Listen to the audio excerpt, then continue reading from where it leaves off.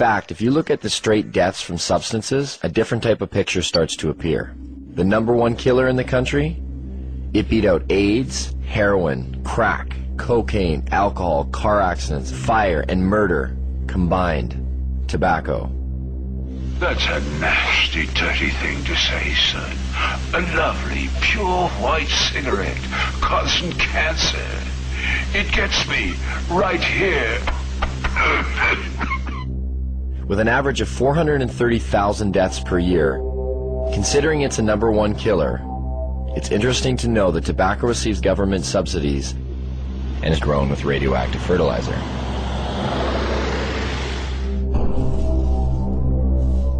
Now get out there and sell cigarettes! #2 on the list, if we don't include poor diet and physical inactivity, with well over 85,000 deaths a year, alcohol.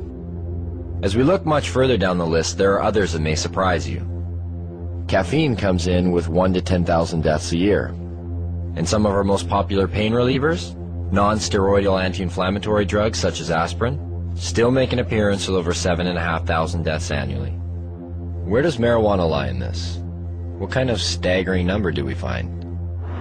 I don't know, 50,000? 250,000? 300,000? For marijuana, I'd probably say then 80,000. I would say it would be hundreds of billions. Get ready for it. Here it comes. There are no deaths from cannabis use anywhere. You can't find one. In 10,000 years of known use of marijuana, there's never been a single death attributed to marijuana. There's 400,000 deaths in America alone every year that are directly attributed to tobacco. I've heard that you have to smoke something like 15,000 joints in 20 minutes to get a toxic amount of delta-9 tetrahydrocannabinol. I challenge anybody to do that. And even in the animal studies where people have loaded animals up with doses that would be hundreds of times what a human could possibly be exposed to, no, the animals don't die.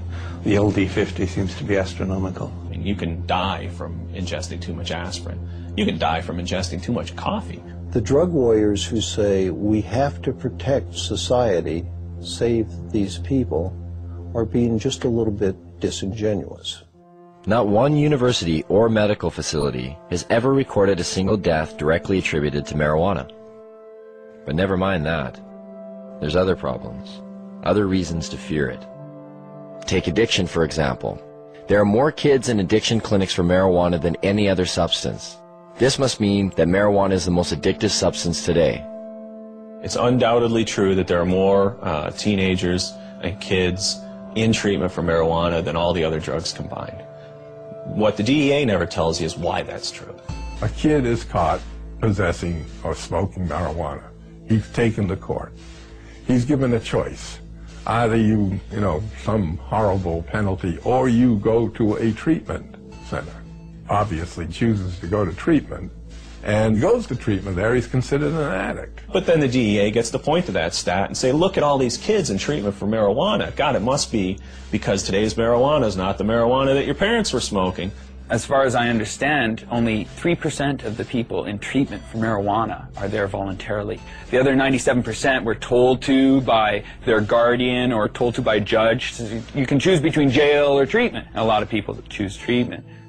It provides no basis for speaking about addiction.